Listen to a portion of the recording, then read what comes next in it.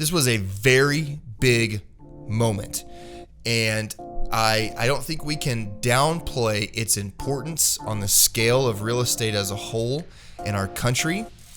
I think that EXP is getting a bad rap through this, but I do think that for the EXP agent, the onus is on you now to prove to the community that your focus is the client, that your focus is the buyer and the seller. It is the family. It is the unit that is moving into a home or moving out of a home, that you care more about them and their life and their memories and their value and them as people than you do about bringing as many people on board under you as you possibly can. It is on you now to make sure that that message is pushed hard to the community. Otherwise, this perception, I fear for you, will continue to grow.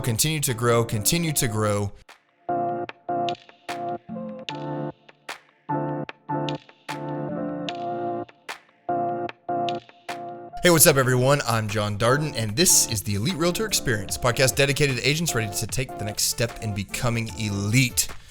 Two giants, two behemoths, Dave Ramsey, EXP. We've got a clash. I love it.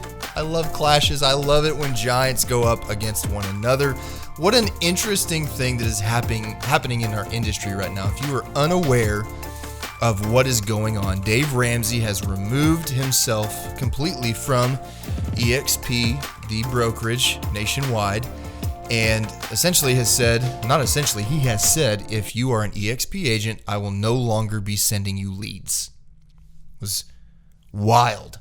A huge deal. If you're unfamiliar with how Dave Ramsey is tied into real estate, number one, get out from under the rock you've been living in, but you can be part of Dave Ramsey's network where you become a preferred agent for him in your city if you have gone through the steps that you have to go through in order to become one of his premier, I can't remember the term, premier agents, something like that. And it's a big deal because there are a lot of people. I mean, Dave Ramsey has a cult following. I'm going to talk about that here in just a minute.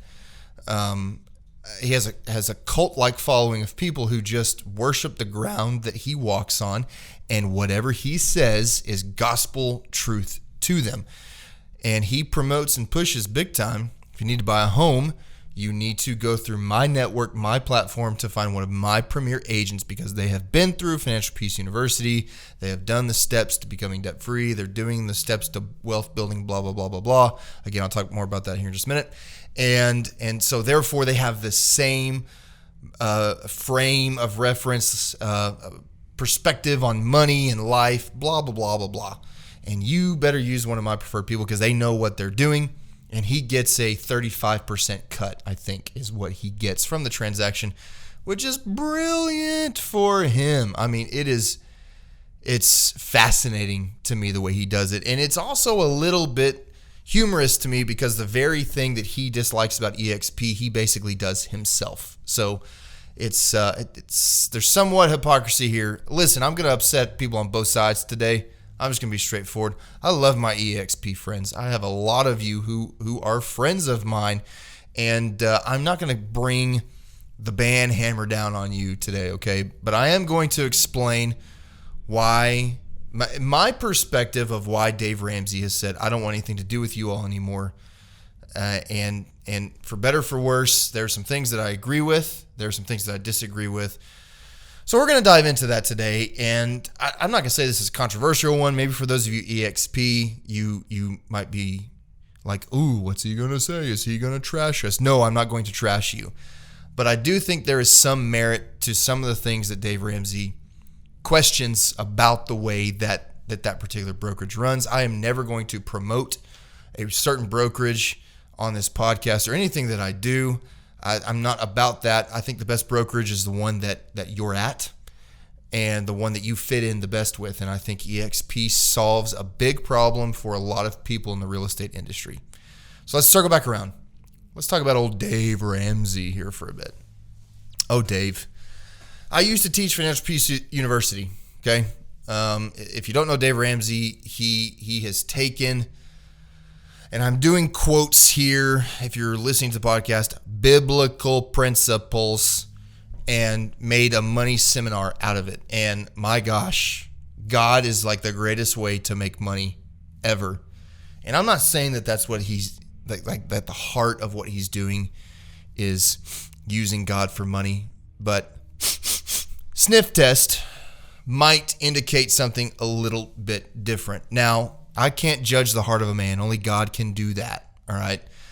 But there are a couple of things that I think are really great about what Dave Ramsey teaches, and a couple of things that I think are really not accurate at all about what Dave Ramsey teaches. And again, as a person who used to teach Financial Peace University, I'm not going to say I have expertise in it, but I do have a pretty solid understanding of what he teaches and his methodology.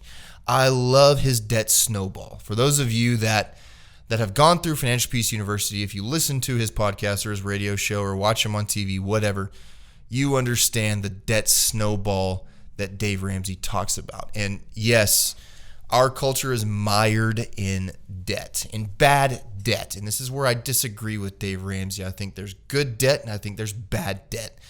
And in Dave's philosophy, the only good debt is your house, and that's it. I think from a long-term wealth building standpoint, like a big-time wealth building standpoint, you have to be able to leverage smart debt. Dave Ramsey completely disagrees with that philosophy that anything besides home debt is bad. I think that is a fallacy. I think that is just half of the picture. I understand his point that most people are not intelligent enough to be able to know the difference between good debt and bad debt, how to leverage debt, how to purchase a rent property and not view it as bad debt, but view it as debt that is actually building income and wealth for you. Listen, if you're starting a business and you're not like if you're not doing it with debt, I don't know how you're doing it. I mean, unless it's a small, teeny tiny business that isn't generating much revenue or whatever, I don't know how you do that without taking on some kind of debt at some point. Now, of course, you can push back on me. I'm sure Bailey behind the camera has not incurred any debt for his business. Kudos to you. I just think that if you're going to build a multi-million-dollar type company and you're doing it without debt, cool. Like, then you're probably giving up equity in your company to get an investor in to fork cash over. And we can go back and forth on this all day long. That's not the point of the podcast. I just think that pushing the idea of the only type of debt that is good is your house debt is not.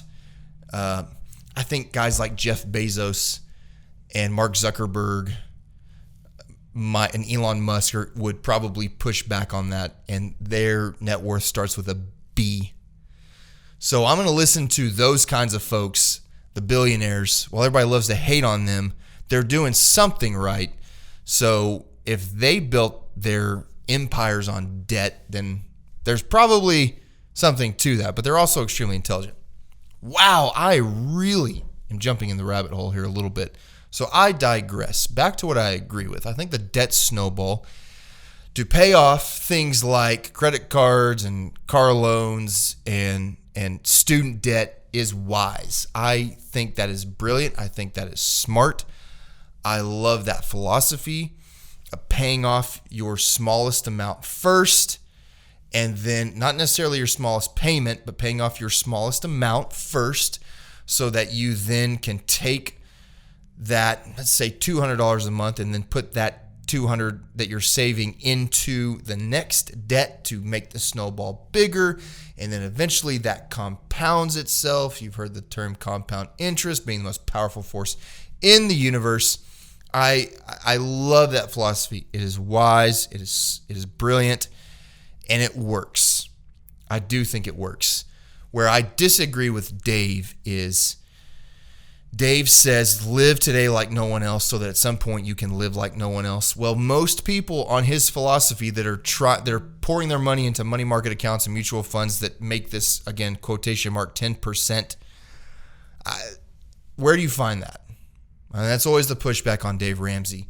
So in order to build the kind of wealth that Dave says you can build, you're well into retirement age. And so what are you doing at that point? Well, you're spending the money that you've made to try to get your youth back. So while Dave says, live today like no one else, so someday you can live like no one else, my pushback to him is, well, you're spending your youth creating wealth, and then you're spending your wealth trying to recreate your youth in his philosophy. That's just my opinion. Some may disagree with it. That's fine. I would rather use my youth to build wealth and be youthful at the same time.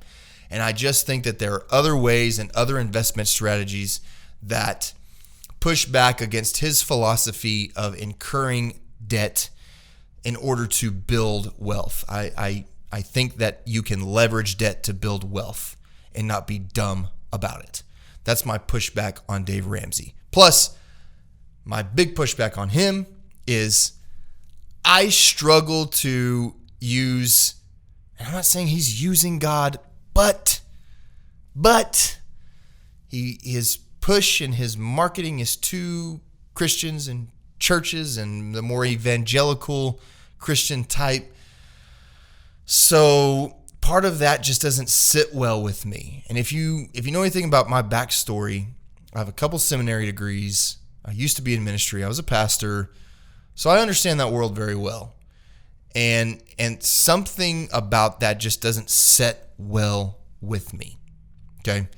So that's my pushback on Dave Ramsey. Now, let's talk about the giant Dave going up against the giant EXP. Obviously, EXP is doing something right as a brokerage because they are growing at a rapid pace. I mean, you see people leaving their brokerages that they've been at forever, that have built huge brands that have been very loyal and faithful to their brokerage, that are cutting bait and switching over to EXP. So clearly, they're doing something right. And where Dave has an issue with them is in their recruitment process. And here's where I see some merit in what Dave is saying, but then for those of you that are EXP listeners that are going to get frustrated with me, hold on, hold tight, sit tight. I'm going to circle back around and argue for you as well. EXP can come across as the brokerage of multi-level marketing. It can be viewed, and this is where Dave pushes back against EXP and why he has removed himself from them. It can be seen as just a pyramid scheme where EXP agents, some, and this is where I'm going to defend EXP as well, the vast majority do not view it this way. But the problem is the loud EXP agents are the ones that have the huge downline. They're the ones that are running ads on Facebook and are constantly pushing out content on their Instagram stories and on TikTok about joining their team and joining their brokerage. And it just rubs people the wrong way. It seems like those folks in EXP, and again, I recognize that it is a small group of people, but it is the loudest group of people. It appears as if they care more about their downline than they care about their client. And real estate is a service-based industry, and this is where Dave pushes back, and this is where I can see his point. He wants to make sure that the people he's referring his buyers and sellers to are people who care about the client more than they care about their downline, care about giving a good service to the community rather than building as big of a team as they possibly can to create the most passive income that they possibly can. And that's part of the draw to EXP, right? You can create a pretty good, and they don't use the word downline, I understand that, but you can create a pretty good sized team with some recurring passive income. You cap out pretty quick, and then when you sell X number of homes past the cap, then you get that amount of money as stock options into the company. I get it. This is where I'm saying for the 90% that aren't the loud ones, that aren't just focused on building their team. I apologize for continuing to say downline. Please, EXP agents, don't get frustrated with me. It's just what it's viewed as, okay? Like, I'm just going to be honest. A spade's a spade. That's how it is viewed by those outside of the EXP family and community. And I use the word family community because you are a family and community. I get that. I do. I believe that. But I think where Dave Ramsey is, what he is saying is, you appear to be, your appearance is you care more about the people that are selling on your team. That is the focal point rather than the consumer. And where I can see his point, because I have preached this before, and if you've been following me and listening to me for a while, you have heard me say this. Real estate is not multi-level marketing, and it should never become multi-level marketing. It should never be about multi-level marketing. It should be about the client, and it should be about the consumer first. Period. First and foremost, most important thing in a real estate transaction is the hero of the story, which is not you, not your team, but the client, the buyer, or the seller. And unfortunately, and I think EXP gets a bad rep for this, the loudest voices are the ones that make it appear to the outsider as if EXP only cares about what is known in the industry as warm body syndrome. Just get as many people in as we possibly can. Don't really care too much whether they know what they're doing or not. We just want to bring in as many people as we possibly can. We look bigger that way. We're the fastest growing real estate company. We've got the most agents, and therefore, inevitably, your volume is going to be bigger. The number of transactions is going to be bigger. And I know that most EXP agents, that part is not that important to them. They do care about the client. They do care about the consumer. The problem is, and what I think Dave is saying, and I don't think he handled it well. I think that just cutting ties in one day was a poor way to handle it. And also, again, I kind of think there's some hypocrisy from him in this a bit too. So I'm probably making both sides mad here, which is not smart brand marketing for me. But I'm just trying to speak what I see as the truth, okay? I'm not necessarily trying to make you happy. I'm trying to speak the truth. I think Dave sees the loudness of the EXP agents that are running ads on Facebook, and I get them, I'm not going to lie, I get them all the dadgum time of, hey, and it's sneaky, right? It's smart marketing. It's not, hey, join my team. It's mired in, hey, here is how I got 130 people to join my team.